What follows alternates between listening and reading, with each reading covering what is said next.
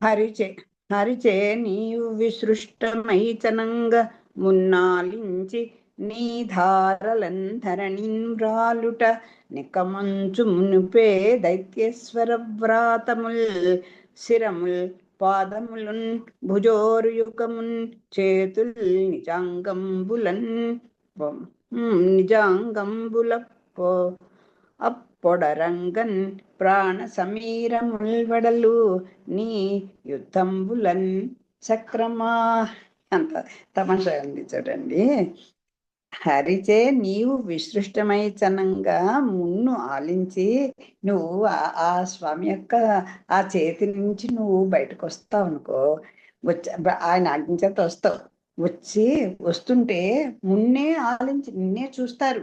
చూసి నీ ధారలకున్ ధరణిన్ వ్రాలుట నిక్కమంచు. అమ్మ వచ్చేసింది, అయిపోయింది, ఇంకేంది మా పని అయిపోయింది, మా పని అంతే అయిపోయింది అని అనుకుంటారట. ఇంకా అది వస్తుండగానే ఎవడైనా ఒక అబలుడు ఉన్న అబలుడే ఉంటారు అనుకోండి, ఓ ఓ మంచి వీరుడు వచ్చేస్తుంటే ఏమవుతుంది, ఇంకా వీడైతే ముందర కళ్ళు తిరిగి పడిపోతాడు కదా. అలాగా అని ఎందుకు ఇదవుతారు? నీ ధారలిన్ ధరణిన్ వ్రాలుట నిక్కము. నీ నీ తేజస్సు అనేటువంటి ఆ ధారల అల్లులో ఎప్పుడప్పుడు అయిపోతాం, చచ్చిపోతాం అని తెలిసి నిక్కమంచు మునిపే దైత్యేశ్వర వ్రాతములు, ఈ అసుర సమూహాలన్నీ కూడాట శిరముల్ పాదములన్ భుజోరు యుగమున్ చేతులు నిజాంగంబుల్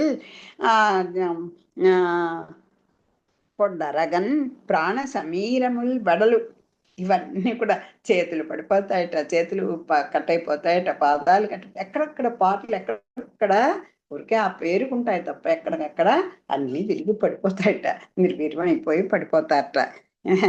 ఎందుకంటే నువ్వు యుద్ధానికి వస్తున్నావు చూస్తే చాలయ్యా, వీళ్ళందరూ ముందరే వీటన్నిటినీ వదిలేసుకుంటారు. ఆ ప్రాణవాయువును కూడా నిజాంగంబులను ప్రాణ సమీరముల్, ఆ ప్రాణాలే పోతాయట. చక్రాన్ని ఆ సుదర్శన శతకంలో చెప్తారు కదా, ఈ చక్రం యొక్క దీన్ని చెప్పండి. సూర్యుడే వెలవెలపోతాయట ఆ చక్రం దగ్గర, 1000 సూర్యులు కూడా వెలవెలపోతాయట. అలా అంతా చాలా చాలా చక్కగా అనుగ్రహిస్తారు పెద్దలు ఇలాంటివన్నీ కూడా. ఓ చక్రమా, నీ పరాక్రమం సాటి లేనిది. శ్రీహరిచే వదలబడి నీవు విజృంభిస్తే ఆ సంగతి ముందే పసిగట్టి నీ పదును వల్ల ఎలాగూ చావు తప్పదని ముందుగానే రాక్షస సమూహాలు తలలు కాళ్ళు చేతులు తెగి తమ దేహాల్లోని ప్రాణవాయువును వదులుతారు, ముందరే చచ్చిపోతారు. కలంగి నిద్ర ఓవన్ కలలోన వచ్చిన నిన్ను చూచి దీర్ఘ నిద్ర పోదురు అసురవరులు అసురవరులు శయ్యలందున్న సతులు ప్రభావితమందు లేచి పలవరింప. ఇంకో సన్నివేశం ఇంకోటి చెప్తున్నారు. రాత్రి కళ్ళలో నిన్ను చూస్తే చాలు రాక్షస శ్రేష్ఠులు మరణిస్తారు. పడకల్లోని వారి భార్య తెల్లవారుగానే లేచి వారిని చూసి గొల్లుమని ఏడుస్తారు. పాపం ఈ రాక్షసుల్ని సంహరిస్తాడు కదా ఆయన. అలా చూసి వస్తోని చక్రం అని తెలిసేది. నువ్వు కానీ కళ్ళలోకి వచ్చావో అక్కడక్కడ పడగల మీదే ఆ రాక్షసులందరూ చచ్చిపోతారట. చచ్చిపోతే ఈ భార్యలు పాపం రాత్రి లేచి పొద్దున్న లేచి చూసుకుంటారు, గొల్లుని ఏడుస్తారట భర్తలందరూ చచ్చిపోయినందుకు. అది అంటే నువ్వు కల్లో కాదు, ఏ రూపంగా నువ్వు వస్తున్నావు అని తెలిసినా కూడా వాళ్ళ ప్రాణాలు ముందే పోతాయి. చీకటి వాపు చుంబెలుంగు చేయు సజ్జన కోటి నెల్ల సశ్రీకులం చేయు నీ రుచులు చెల్వంగ ధర్మ సమేతులై నిను వాకున నిట్టి దట్టిదని వర్ణన చేయ విధాత నేరండు అస్తోకము నీదు రూపు కలందున్ తుది లేదు పరాత్పరాత్యమై. ధర్మమైన నీ కాంతులు చీకటిని పారద్రోలుతూ వెలుగును పుట్టిస్తూ సత్పురుషుల సమూహాన్ని సంపన్నం చేస్తాయి. నిన్ను మాటలతో వర్ణించడానికి ఆ బ్రహ్మదేవుడికే అలవి కాదు. పరమ శ్రేష్టమైన మహోన్నతమైన నీ రూపం పరాత్పర స్వరూపము. దానికి ఆద్యంతాలు లేవు. అది భగవత్ తత్వం. అది ఆ భగవత్ ప్రతిరూపమే కదా ఈ చక్రం. అంచేత భగవంతుడు ఏది చేయగలడో ఆయన ఆజ్ఞత ఆయన మొత్తం అంతా కూడా రూపంలో చేసి పంపించింది కదా. అంచేత భగవంతుడికి ఏది చేయగలడో అది ఈ చక్రం కూడా చేయగలదు కదా. అది చెప్తున్నారు. అయితే అండి అందరిని వరుసపెట్టి యుద్ధం చేసినప్పుడు చూడండి, మంచి వాళ్ళు చెడు వాళ్ళు అందరి తలలు తెగిపోతాయి ఇంకా అది వస్తే అంటే లేదండి. మరి హనుమ ఆ రోజున లంకని కాల్చినప్పుడు క్రమేణేగా అంటే వరుసగా వెళ్ళినా కూడా విభీషణుడు కొన్ని కొన్ని ఉన్నాయి కదా, వాటి జోలికే వెళ్ళలేదు కదండి. మరి అలా సాధ్యమా అంటే ఆ భక్తుల జోలికి వెళ్ళలేరు ఎవరు కూడా. చూడండి ఎంత బాగుందో ఈ పద్యం. చీకటి బాపుచున్ వెలుంగు చేయుచు సజ్జన కోటి నెల్ల సశ్రీకులంచేయు నీ రుచులు. నీది ఆయనకి ఏమిటి ఎప్పుడు అబ్బా లొట్టలు వేసుకుంటుండే రుచులండే. ఇంకా చూసుకోండి, ఈమెని కాచారు అమ్మ విండక్షింది అబ్బా ఆమెను కృతకృత్యుడు అయిపోతాడు కదా ఆయన. ఏ పని చేయాలనుకుంటే ఆ సమూహాన్నింటి కూడా వాళ్ళ కష్టాలు అంటే అబ్బా హాయ్ హాయ్ అమ్మయ్య అమ్మయ్య అనుకునేట్టు చేసేస్తావు నువ్వు. ధర్మమమ్మయ్య అన్నటువంటి నీ కాంతులు ఆ సజ్జన కోటి నెలను సశ్రీకులం చేయొచ్చు, మంచి సంపద అన్ని రకాలుగా సుసంపన్నం చేసేస్తావు అని చెప్తున్నారు. చెల్వగా ధర్మ సమేతులై నిన్ను మాటలతో అలాగ వాళ్ళు అలా అయినటువంటి ఆ సమూహం అందరూ కూడా సత్పురుష సమూహం అందరూ కూడా నిన్ను వాకున అంటే వాకుతోటి మాటలతోటి ఇట్టి దట్టిదని వర్ణన చేయ ఆ మహానుభావులు కాదు, ఆ బ్రహ్మగారికి కూడా సాధ్యం కాదండి. నీవు ఇలా చేసినవి ఇది అది అని చెప్పడానికి, ఇది భగవద్గీత ఇదిగో ఇలా చేశాడు, ఈ పని ఇలా చేశాడు అని చెప్పడానికి చాలదు వాళ్ళ జీవితకాలం. అంచేత ఇంకా బ్రహ్మ ఎవరు చెప్పలేరు కూడా నీ విలాసాలని, నీ చేసేటువంటి పనులని. నిన్ను మాటలతో వర్ణించటానికి ధర్మ సమేతులై నిన్ను వాకున అంటే నోటితోటి కాయిక కంకర పోని ఇలాంటి వాడాన్ని పొగుడుదామనంటే పోనీ ఏదో స్థుతిదా అది కూడా అట్టిదాన్ని ఇలాంటి వాడు భగవద్గీత ఇలా ఉంటుంది అలా ఉంటుంది అని చెప్పుకుంటూ మొదలుపెట్టాడు అనుకోండి ఎవరైనా, ఆ బ్రహ్మగారికి కూడా తరం కాదయ్యా.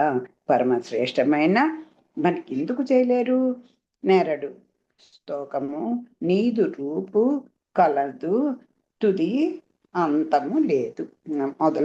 మొదలు తుది అంటే ఆది అంతము కూడా లేదు నీ పరాత్పర ఆద్యమై. ముందర చివరలు కూడా పరమ శ్రేష్టమైన మహోన్నతమైన నీ రూపము పరాత్పర స్వరూపము. పరాత్పరానికి ఆద్యమై అదేనండి, అదే భగవత్ స్వరూపం. పరాత్పర స్వరూపము దానికి ఆది అంతములు లేవు. కమలలోచనుండు కలుల శిక్షింపంగ పాలు చేయ నీవు పాలు పడితి అయిన నిజం ఇంకంచాలు ఆ పన్నుండయ్యున్న తపసిన్ కావు నీవు ధర్మవృత్తి.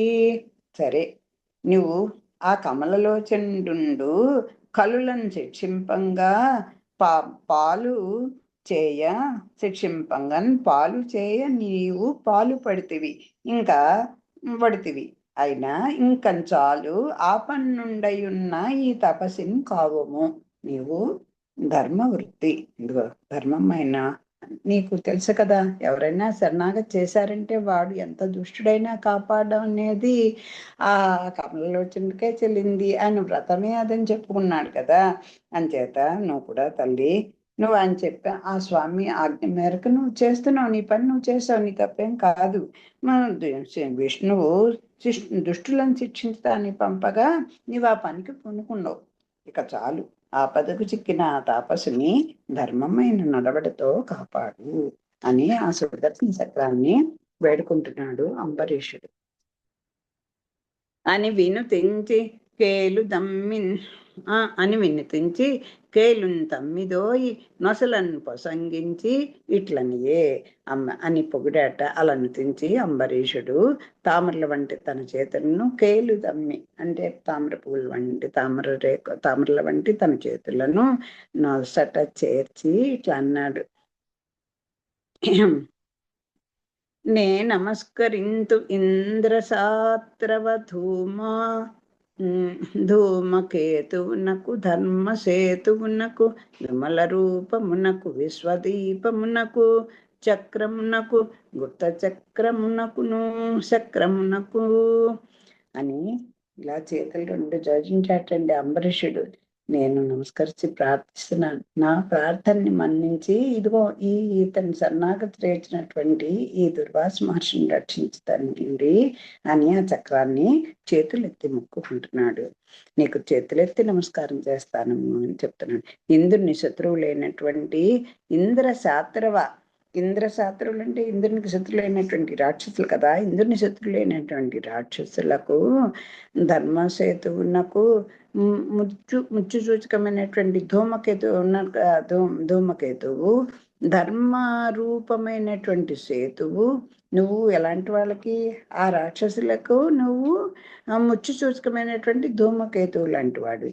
ధర్మ రూపమైన చోట సేతువు అంటే అవలీలగా ఈ సంసార సాగరాన్ని దాటించేటువంటి ఒక వంతెన లాంటి వాడివి.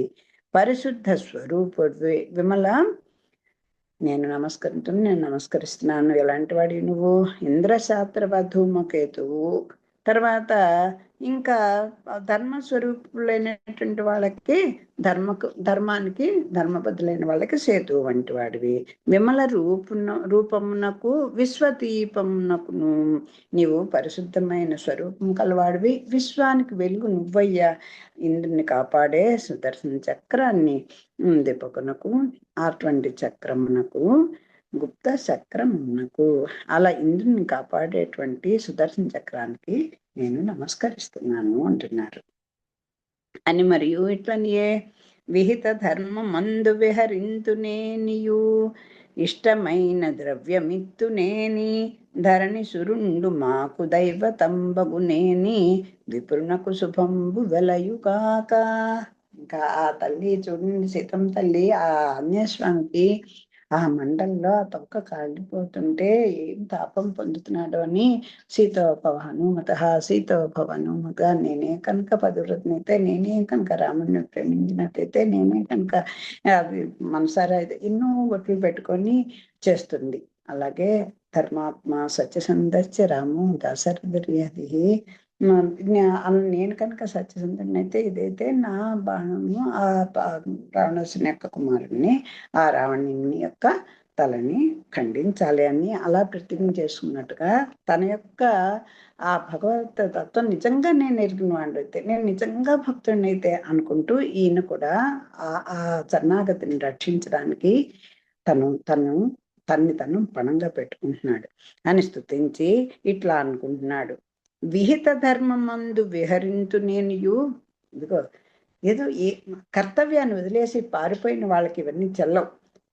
నేను నాకు కొన్ని విధులు విధించావు. ప్రతి ఆశ్రమంలో కూడా నాకు కొన్ని విధులు అనిపించావు. నాకు విధించబడినటువంటి ఆ విధులన్నిటినీ కూడా నేను విధింపబడ్డ ధర్మ మార్గంలో నేను నడిచేవాడిని అయితే, నేను నిజంగా ధర్మబద్ధంగా భగవంతుడు ఇచ్చినది ఏది చేయకుండా చేయవలసింది మానకుండా, అది కదా విహిత ధర్మం అంటే.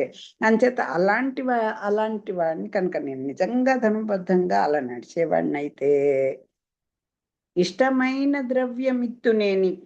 అది నేను ఎన్నో దానాలు చేశానంటే కాదు, ఏం చేయాలట? ఇష్టమైన ద్రవ్యమిత్తునేని. ఎవడు ఏది కోరుకుంటే అది ఇస్తే అప్పుడు వాడి తృప్తి కదా. యాచకులు కోరిన మేరకు నేను ద్రవ్యాన్ని దానం చేసిన వాడినైతే అందరికీ ఏదో రాజ్యాలు సంపదలు అన్నీ కాదు కదా. ఆ దాహం వేసి పీకపోతున్న ప్రాణం పోతున్న వాడికి ఒక నీళ్లు కావాలి, నాయన ఒక చుక్క నీళ్లు పోయింటే ముందర నీళ్లు పోసి ఇంకా ఉంటే అన్ని ఇవ్వాలి. అది కదా, ఎవరు ఏది కోరుకుంటే వాడికి నేను వాటిని కనుక ఆ ద్రవ్యాన్ని కనుక నేను దానం చేసిన వాడినైతే చేస్తే ఇంకా ఇతనే ధరణిసురుండు మాకు దైవతంబగునేని. ఇంకా ధరణిసురుడు అంటే ఇంత చెప్పుకున్నాం బ్రాహ్మణుడు. ఆ బ్రాహ్మణుడు మాకు దైవ స్వరూపుడైతే, అది నేనే కనుక భక్తుడినైతే అనలేదు. ఎవరికి నువ్వు ఉండాలి? ఆ బ్రాహ్మణుడు మాకు దైవ స్వరూపుడైతే, అంటే భాగవతోత్తములే మాకు దైవంతో సమానము అనుకుని కనుక నేను నిజంగా అనుకుంటే అది కావాలి. స్వామికి కూడా అదే కావాలి. నా భక్తుని పట్టుకో ముందర, నన్ను పట్టుకోకల్లా నేనే చూసుకుంటా, ఆయనే నా దగ్గర తీసుకొస్తాడు అని ఆ పదం వేస్తున్నారు. అంతేగాని భగవంతుడిని చెప్పట్లే ఇక్కడ. ధరణిసురుండు మాకు దైవతంబగునేని. భగవంతుని బాగా పెంచుతాం, బాగా పదవిలో ఉన్న వాడిని వాడికి వెనకాల తిరుగుతాం. అక్కడ ఉన్నటువంటి ఆయన కైంకర్యం చేసుకుంటున్న వాళ్ళని మనం పట్టించుకోం. వీళ్ళకి ఇదో గొప్ప షో వర్క్లే అనేసుకుంటాం మనం. అలా కాకుండా ఆ బ్రాహ్మణుడు మాకు దైవస్వరూపుడైతే ఈ దుర్వాసనకి శుభము కలుగుగాక. అంటే మనం కోరుకోవాల్సింది ఏమిటంటే భాగవతం లేక పాద సేవనమే భగవంతుని దగ్గరికి చేస్తుంది. విహిత ధర్మమందు విహరింతునేనియు ఇష్టమైన ద్రవ్యమిత్తునేని ధరణి సురుండు మాకు దైవతంబగునేని విప్రునకు శుభంబు గలయుగాక అని స్తుతించి ఇంకా ఇట్లా అన్నాడు. నాకు విధింపబడిన ధర్మ మార్గంలో నేను నడిచిన వాడినైతే, యాచకులు కోరిన మేరకు నేను ద్రవ్యాన్ని దానం చేసిన వాడినైతే, బ్రాహ్మణుడు మాకు దైవ స్వరూపుడైతే ఈ దుర్వాసునికి శుభము కలుగుగాక అని అంబరీషుడు ఆ సుదర్శన చక్రాన్ని ప్రార్థిస్తున్నాడు. మన తప్పులు కూడా క్షమించి ఆ స్వామి యొక్క ఆ చక్రానికి మనం దాసం సమర్పించుకుని మమ్మల్ని క్షమించు తండ్రి. మమ్మల్ని కూడా తెలియక ఎన్నో అహంకారంతో తప్పులు చేసి ఉంటాం. అఖిల గుణాశ్రయుండగు హరిసుఖి అయినా కొలువు వలనన్ చుక్కెడి నేని నిఖిలాత్మమయుండగుటకు సుఖమందుంగాక భూమి సురుండు ఇవేళన్. ఇంకా అంటున్నాడు, ఇంకా చెప్తున్నాడు. అఖిల గుణాశ్రయుండగు హరి సుఖి అయి నా కొలువు వలనన్ చొక్కెడి నిన్ నిఖిలాత్మమయుండగుటకు సుఖమందుంగాక భూమి సురుండు ఈవేళన్. ఇంకా ఏమంటున్నాడు? సమస్త గుణాలను ఆశ్రయించినటువంటి అఖిల గుణాశ్రయుండు. ఇంకా ఆయనకి మనం ఏం సేవలు చెయ్యక్కర్లేదు. మనం ఏదైనా చేయాలనుకుంటే ఎలా చేయాలి? భగవత్ ప్రీతి, ముఖ ప్రీతి కోసం, స్వామి యొక్క ముఖ వికాసం కోసం ఉండాలి మన సేవ. అయినా కైంకర్యమైనా, పెద్దలకు చేసే సేవ అనుకోండి. కొన్ని కైంకర్యం అంటే వీళ్ళు అడిగితే చేస్తాం, అది సేవ. పెద్దలకేంటి, మనకి కాస్త బుర్ర ఉంటే, కాస్త బుద్ధి ఉంటే మనకి పెద్దలకి సేవ చేస్తాం. అంటే వాళ్ళు అడిగినప్పుడైనా కనీసం అలాగే వస్తున్నా అని అంటాం. తర్వాత లేటుగా వెళ్తాం, అది వేరే సంగతి. కానీ స్వామి కైంకర్యం ఎలా అండి? ముఖ వికాసం కోసం ఆయన అడగక్కల్లా సర్వ కైంకర్యాలు. ఆ లక్ష్మణ స్వామి అన్న రాముడు అడిగాడా? అహం సర్వం కరిష్యామంటూ వెళ్ళిపోయాడు పాపం. ఆ తల్లి కూడా అలాగే చెప్పింది. అడవే అయోధ్య అనుకో, రాముడే తండ్రి అనుకో, దశరథుడు అనుకో అన్నీ చెప్పేసింది. పాపం పంపించింది. సమస్త గుణాలను ఆశ్రయించిన శ్రీహరి నా సేవ వల్ల తృప్తి పొందిన వాడైతే, ఇన్నాళ్ళు నేను ఎంతో భక్తుడిని, ఆయనకి ఎంతో సేవ చేశాను, ఎన్నో చేశాను అని మనం చేశాడని మనం కూడా చదువుకున్నాం. కానీ అవి నిజంగా ఆయనకి ప్రీతి కలిగించినట్లయితే, సుఖి అయి నా కొలువు వలన చొక్కెడి నేమి అలాగా ఆయనతో సంతృప్తి కలిగిన వాడైతే, ఆయన సమస్తమైన ఆత్మలను నిఖిల ఆత్మమయుండగుటకు, ఈ అన్ని సమస్త జీవరాశుల్లో ఆయనే కదా అన్ని ఆత్మలకి కూడా ఆయన శరీరంగా ఉంటాడు. ఆత్మలను ఆవరించిన వాడే ఉండటానికి నిదర్శనంగా ఉన్నాడు. ఇదిగో నాలో కూడా ఆ స్వామి ఉన్నాడు, ఆయన తృప్తిగా ఉన్నాడు నేను చేసినటువంటి సేవలకి అని. కనుక దానికి నిదర్శనంగా ఈ బ్రాహ్మణుడు ఇప్పుడు సుఖాన్ని పొందుగాక అని చెప్తున్నాడు. అన్ని విధంబున పొగడు పొడమిరే ని వలన మన్నించి తపస్సుని దాహంబు నొందింపక రక్కసుల కొంగ చక్రంబు తిరిగి చనియే అంత దుర్వాసుండు శాంతిని పొంది మెల్ల నిమ్మేలిమి మాటల ఆ రాజుని దీవించి ఇట్లనియే. అది అహంకారం ఎప్పుడైతే పోతుందో అవతల పెద్దల యొక్క వాళ్ళ యొక్క ఔదార్యము, వాళ్ళ యొక్క స్వరూప స్వభావాలు మనకే కొంచెం కొంచెం అన్నీ కాకపోయినా ఇంకా మనకి ఎక్కడో ఉంటుంది కదా ఆ వాసన, గుర్తుగా పోదు కానీ కొంచెం మంచి మాట అనాలి అనే బుద్ధి మనకు పుడుతుంది. ఈయన అనే విధంగా రాజు ప్రార్థింపగా విష్ణు చక్రం మునిని మన్నించి తప్పింప చేయకుండా అది దాహం పొందింపగా, అంటే ఇంకా దాహం అంటే ఏంటి, ఏదో ఈయనకి దాహం ఇస్తాను కాదు, ఆ బాధ తాపంతో పోతున్నాడు ఎక్కడ ప్రాణం తీసేస్తుందో అని, అది దాన్ని తప్పింప చేయకుండా ఇంకా మన్నించి తరలి వెళ్ళిపోయింది. ఆ చక్రం ఇతని మీద దయతలిచి వెళ్ళిపోయింది. అంబరీషుని యొక్క ప్రార్థనకి సంతృప్తి పడ్డాడు స్వామి, అంచేత వెళ్ళింది అది. అప్పుడు దుర్వాసుడు శాంతిని పొంది చల్లని మాటలతో, అది అప్పటికి అవతల వాళ్ళు ఏమిటో తెలిస్తే మన మాటల యొక్క ఇది స్థితి మారిపోతుంది. అప్పుడు కాస్త రాజుని చల్లపరుచుకో, కాస్త ఆయనకి మంచి హృదయం చల్లబడేట్టుగా మంచి మాటలతో ఆయన్ని చెప్పుకో అని చెప్పాడు కదా. కనీసం ముందర అనడానికి ఆయాసపడుతున్నా తర్వాత కనీసం ఒక థ్యాంక్స్ చెప్పిన వెళ్ళాలని మనకు నేర్పడం. ఒక్కొక్కరు సాయపడతాం, కనీసం ఫోన్ కాల్ ఉండదు, అయ్యో చేశాడు వీడని చెప్పి పక్కవాడికి కూడా చెప్పాం, అంత పికిల్ మెంటాలిటీ మనకి ఉంటుంది. కానీ ఆయన పాపం ఒక మాట చెప్పి రాజుని దీవించి ఇలా చెప్పాట. ఇలా అదండి కావాలి కనం. ఏదో మనకి రిటర్న్ కోరడం అని కాదు, అది కనీస సంస్కారం మనకి. అది ఒకళ్ళ ఇంట్లో ఉంటాం, 4 రోజులు ఉంటాం, లేకపోతే ఇది ఉంటాం, ఏదో అవసరాలకు వెళ్తాం, కనీసం ఫోన్ కాల్, మేము పాపం నన్ను ఎంత ఆదరించారు, ఒక్క మాట అంటే అవతల వాళ్ళకి ఇంత శ్రమ మన మీద ఖర్చు పెట్టిన ఖర్చు అన్నీ కూడా మర్చిపోతారు కదా. ఇలాంటివన్నీ చిన్న చిన్నవి పెద్దలు నేర్పుతూ ఉంటారు, చెప్పాలి. ఇప్పుడు తరానికి పెద్దలు కూడా చెప్పడానికి భయపడుతుంది. ఏమై ఆ మాత్రం వాడికి తెలుసులే, గదిలో ఉంటే వచ్చారని తెలుసుగా, రావాలంటే వాడే వస్తాడు అంటారు తప్ప, నాన్న వాళ్ళు వచ్చారు రండి ఒక్కసారి వచ్చి కనపడి వెళ్ళిపోండి అని పెద్దలు కూడా చెప్పరండి. ఎందుకంటే వీళ్ళని వాళ్ళు తిడతారని భయం. ఈ తల్లిదండ్రులు అంటే నాకు తెలుసులేమ్మా నేను చూస్తాను అంటారేమో అని భయంతో వీళ్ళు చెప్పరు.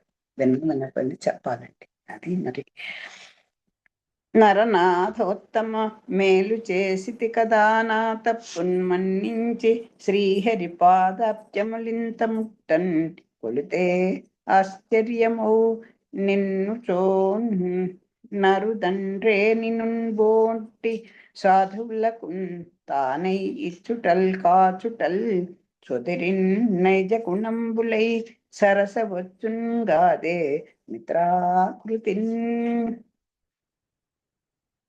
ఓ రాజశ్రేష్ఠుడా, నా తప్పును కాచి మేలు చేశావు. శ్రీహరి పాదపద్మాల్ని ఇంత గాఢంగా నమ్మి సేవించావా? ఇది ఆశ్చర్యం. కానీ నీ వంటి సాధువులకు ఇది అరుదేమీ కాదు. కోరింది ఇవ్వడం, కాపాడడం అనేవి నీ వంటి సాధువునకు సహజ గుణాలే మైత్రీ భావంతో సరసంగా సంప్రాప్తిస్తాయి కదా. ఆశ్చర్యపడండి, ఇంత మహాముని కూడా ఆయనకి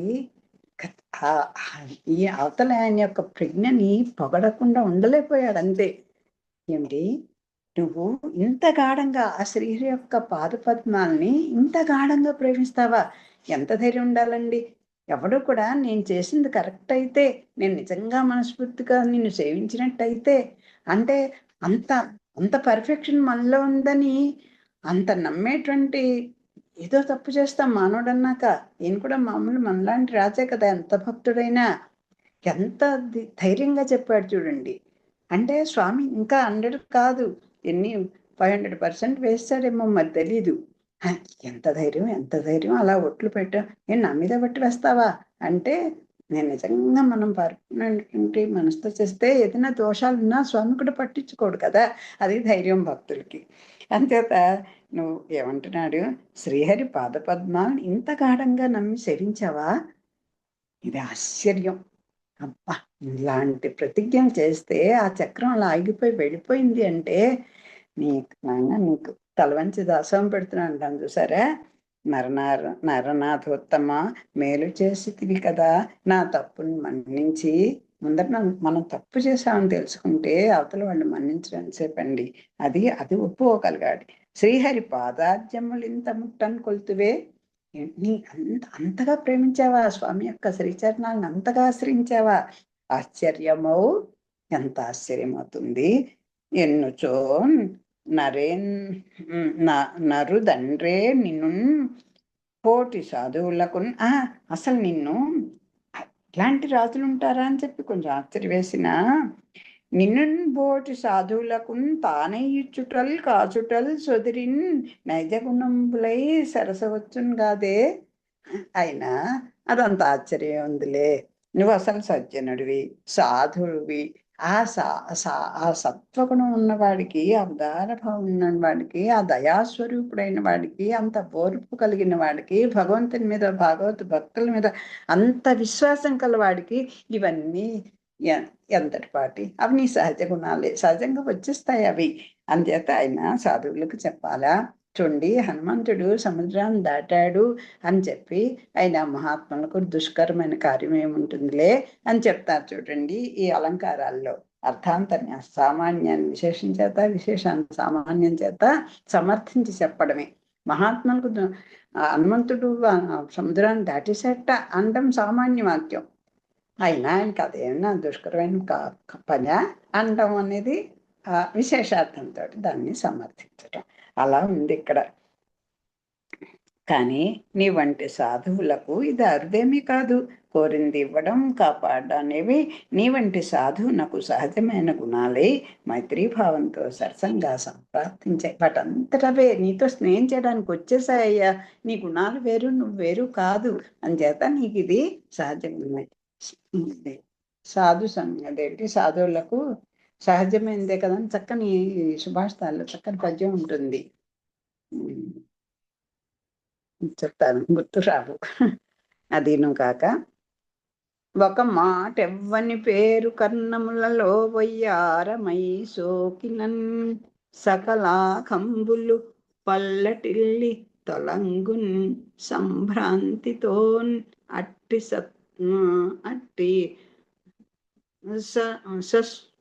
సత్సుకురన్ మంగళతీర్థపాదు హరి విష్ణున్ దేవదేవేశున్ తాన్ అకలంక స్థితి కొల్చు భక్తులకు లేదడ్డంబు రాజాగ్రణి.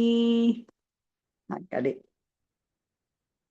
నీలాంటి వాడికి, నీలాంటి వాడికి ఇంత ఇలాంటి శరణాగతులను రక్షించేటువంటి శక్తిని ఇచ్చారంటే ఇదవచ్చు. కానీ ఇలా ఉన్న వాళ్ళు ఎవరినైనా స్వామి అలాగే రక్షిస్తాడు. ఇటువంటి భక్తులందరినీ కూడా అలాగే రక్షిస్తాడు. ఆ పవర్ని అందరికీ ఇస్తాడు అని పోన్లేండి, అవునులేండి, ఆయన అలాంటి వాడు కనుక రక్షించాడు, మన్నెవడు చూస్తాడు అనేస్తాం తెలిగ్గా. నువ్వు చేసి చూడు, రక్షిస్తాడు, రక్షించడు, అలా ఉండగలుగు అని నేర్పుతున్నారు. ఒక మాట ఎవ్వని పేరు కర్ణములలో వయ్యారమై సోకినన్. అసలు ఆ పోతన గారి పద లెక్క సొగసు చూడండి.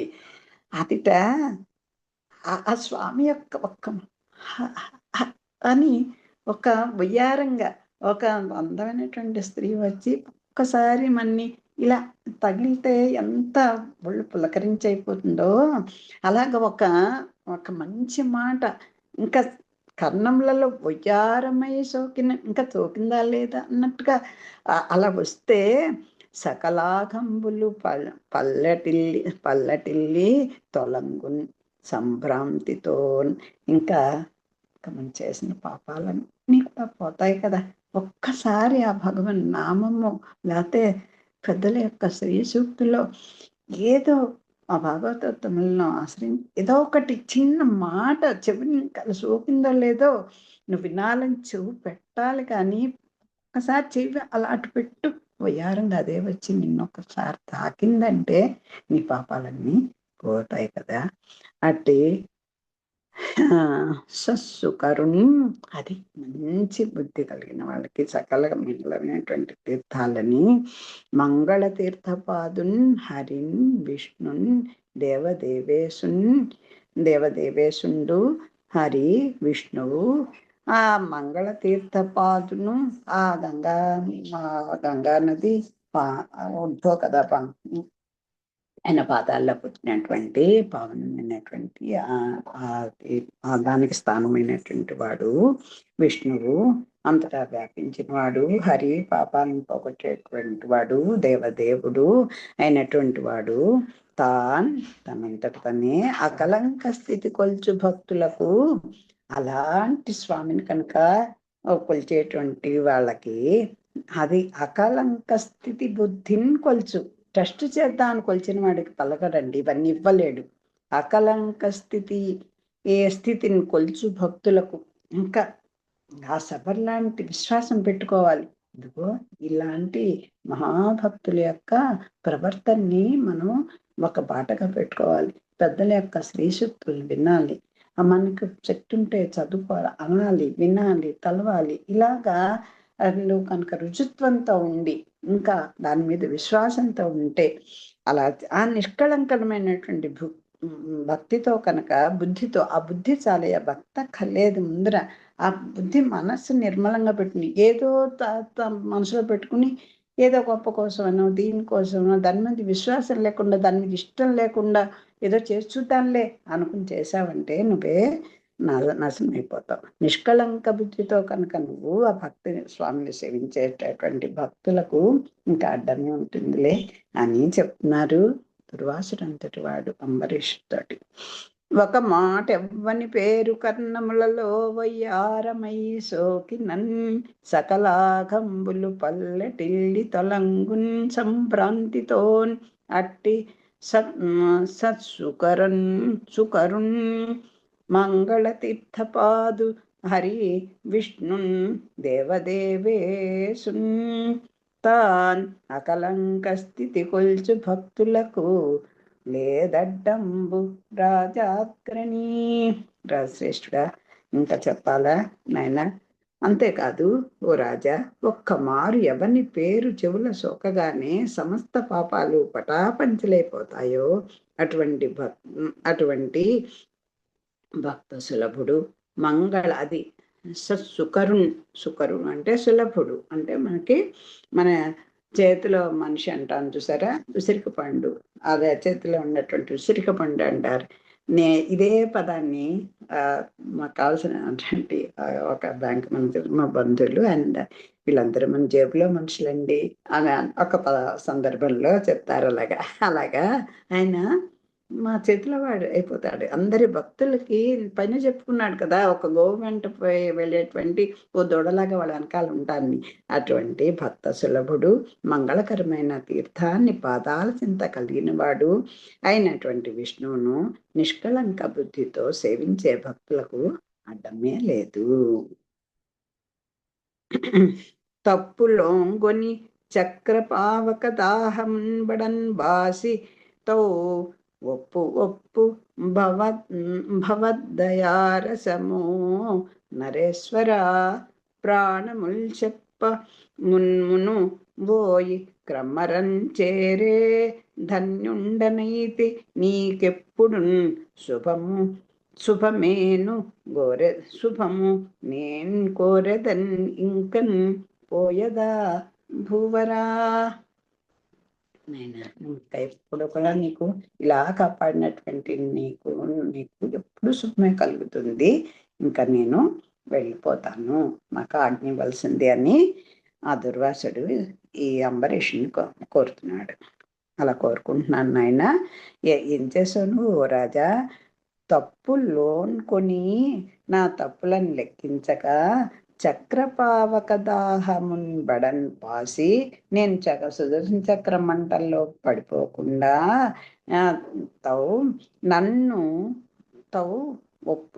నువ్వు ఏం చేసావు?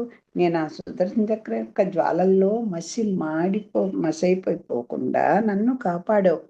ఎందుకు చేసావు? నా తప్పులు నువ్వు లెక్క పెట్టుకోలేదు, చేసి నన్ను తప్పించావు.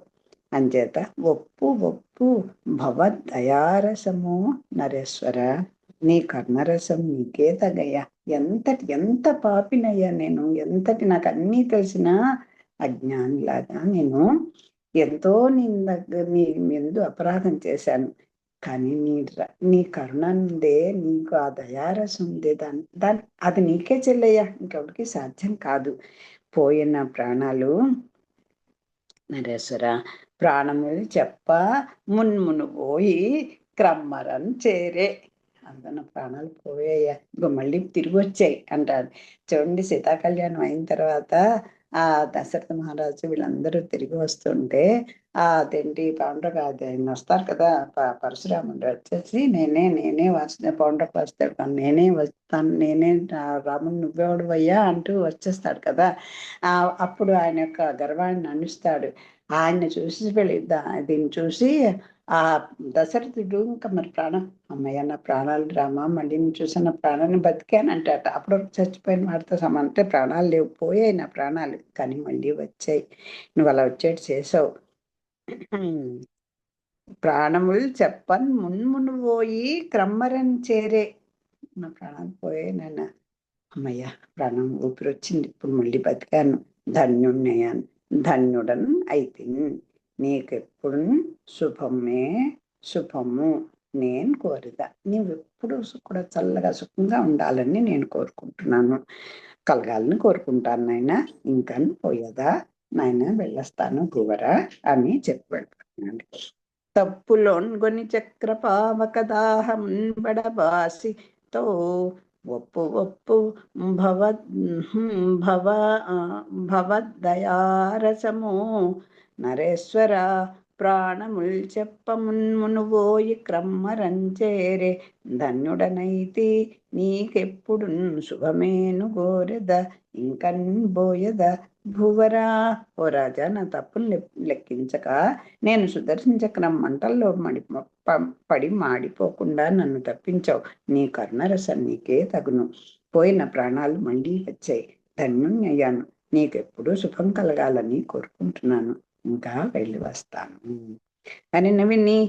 అనిన విని రాజముఖ్యుండు ముని వల్లభు పాదములకు మొక్కి కడున్ మనన చేసి ఇష్ట భోజన మనుగన్ పెట్టించెన్ తృప్తుండయ్యన్ అతండున్. చూసారా, కర్తవ్యం మర్చిపోలేదు. మొదట తన ఇంటికి అతిథిగానే వచ్చాడు ఈ దుర్వాసుడు, ఇప్పుడు వెళ్ళిపోతున్నాడు. ఆయన అవసరం కొద్దీ వచ్చాడు, ఏదో పొగిడాడు, రక్షింపడ్డాడు, వెళ్ళిపోతున్నాడు. సరే మంచిది అనలే. చూడండి, మనం ఆయన వృద్ధుగానే ఉంది. ఆ సీతమ్మ తల్లి ఎలా అడుగుతుందండి, నాయన 2 రోజులు ఉండొచ్చు కదా, నువ్వు ఉంటే నాకు హాయిగా ఉంది, రేపు వెళ్ళొచ్చు కదా, మాపు వెళ్ళొచ్చు కదా అని చెప్తుంది. చూడండి, అలాగా అనగా విని ఆ అంబరీషుడు ముని కాళ్ళకు మొక్కి మళ్ళీ కూడా తిరిగి ఆ పెద్దవాడైనటువంటి ఆయనకి ఆ మొక్కి ఎంతో గౌరవించి సుష్టుగా భోజనం పెట్టించాడు. ఆ దుర్వాసుడు తృప్తి పొందాడు. మరియు ముని శ్రేష్ఠుడు ఇలా అన్నాడు, భోజనం చేశాడు, మళ్ళీ వెళ్ళిపోతూ ఇలాంటి కంటిన్నేటికి నిన్ను నీ వచనముల్ కర్ణద్వయ ప్రీతిగా వింటిన్, అన్నమున్ వంటి నీ గృహమునన్ వెట్కన్ ఫలం బెబ్బే నేమంటిన్ పోయదా నీ చరిత్ర మమరుల్ మర్చుల్ సుఖాసీనులై మింటన్ మేదిని సన్నుతింపన్ గలరు ఈ మీదన్ నరేంద్రాగ్రణి. ఆ మహానుభావులు స్వతహా అంత ప్రజ్ఞ కలిగిన వాళ్లే. ఇలా దీవించడానికి, ఇలా శుభాలు చేకూర్చడానికి కూడా వాళ్ళకు కూడా ఒక్కొక్కసారి ఆ అతిశయం అనేది పైకొస్తే ఎవరిని వదిలిపెట్టరండి స్వామి. అది మనం పెట్టుకోవాలి. అంటే ఇంత లేసి మాత్రం వచ్చేసరికి మనం అలా అయిపోతాం. మహాపురుషులు కూడా ఇంకా లేస మాత్రం వాసన ఎక్కడైనా ఇంత విసరు ఉంటే దాన్ని పూర్తిగా తొలగిస్తుంటాడు అవసరపడినప్పుడు. అలాగా ఈయన ఎంతటి మహానుభావుడు ఎలా ఎప్పుడు మనం చూడగలుస్తాం. మన అహంకారం నిష్కళంక స్థితి మనకు వస్తే అప్పుడు దీన్ని చేయగలుస్తాం. కంటిన్ నేటికి నిన్ను నీ వచనములు కన్నద్వయ ప్రీతిగా వింటిన్, అన్నమున్ కొంటిన్ నీ గృహమున్ వేట్కన్ ఫలం బెబ్బే నే ఏమంటిన్ పోయదా నీ చరిత్రము అమరుల్ మర్చుల్ సుఖాసీనులై మింటన్ మేదిని సన్నుతింపన్ కలరు ఈ మీదన్. ఇంకా చూసుకో, నిన్ను ఇంకా ఇక్కడ వాళ్ళు